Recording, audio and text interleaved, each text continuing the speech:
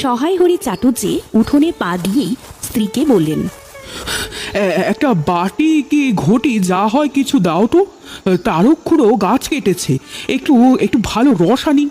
স্ত্রী অন্নপূর্ণা খড়ের রান্নাঘরের দাওয়ায় বসে শীতকালের সকালবেলা নারকেল তেলের বোতলে ঝ্যাঁটার কাঠি পুড়ে 2 আঙুলের সাহায্যে ঝাঁটার কাঠিলগ্ন জমানো তেলটুকু সংগ্রহ করে চুলে মাখাচ্ছিলেন।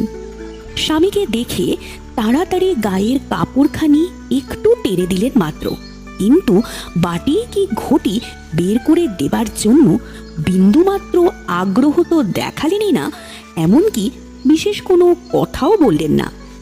সহায় হরি এগিয়ে এসে বললেন, কি হয়েছে, বসে রইলে যে? দাও না একটা ঘটি। খেন্তি টেন্তি সব গেল কোথায় রা? তুমি তেল মেখে বুঝি ছোবে না? অন্নপূর্ণা তেলের বোতলটি সরিয়ে স্বামীর দিকে খানিকক্ষণ চেয়ে রইলেন। পরে অত্যন্ত শান্ত সুরে জিজ্ঞাসা করলেন, তুমি মনে মনে কি ঠাউরেছ বলতে পারো? স্ত্রীর অতিরিক্ত রকমের শান্ত সুরে সহায় হরির মনে ভীতির সঞ্চার হলো। এ যে ঝড়ের পূর্বের আকাশের স্থির ভাবমাত্র, তা বুঝে তিনি মরিয়া হয়ে ঝড়ের প্রতীক্ষায় রইলেন। একটু আমতা আমতা করে বললেন, কেন? কি আবার হলো?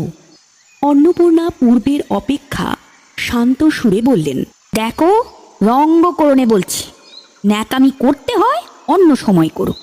তুমি কিছু জানো না নাকি খোঁজ রাখো না? অত বড় মেয়ে যার ঘরে, সে মাছ ধরে আর রস খেয়ে দিন কাটায় কি করে তা বলতে পারো? গায়ে কি গুজব রটেছে জানো?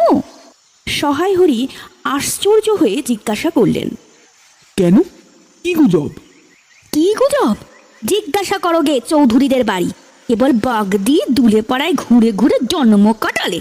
ভদ্রলোকের গায়ে বাস করা যায় না। সমাজে থাকতে হলে সেই রকম মেনে চলতে হয়। সহায় হরি বিস্মিত হয়ে কি যেন বলতে যাচ্ছিলেন। অন্নপূর্ণা আগের সুরেই আবার বলে উঠলেন, এক ঘরে করবে গো, তোমাকে এক ঘরে করবে। কাল চৌধুরীদের চণ্ডী মণ্ডপে এসব কথা হয়েছে। আমাদের হাতে ছোঁয়া জল আর কেউ খাবে নে। আশীর্বাদ হয়ে মেয়ের বিয়ে হলো নে। ও নাকি উচ্চুঙ্গ করা মেয়ে। গায়ের কোনো কাজে তোমাকে আর কেউ যেতে বলবে নে। যাও, ভালোই হয়েছে তোমার। এখন গিয়ে দুলে বাড়ি আর বাগদি বাড়ি উঠে বসে দিন কাটাও।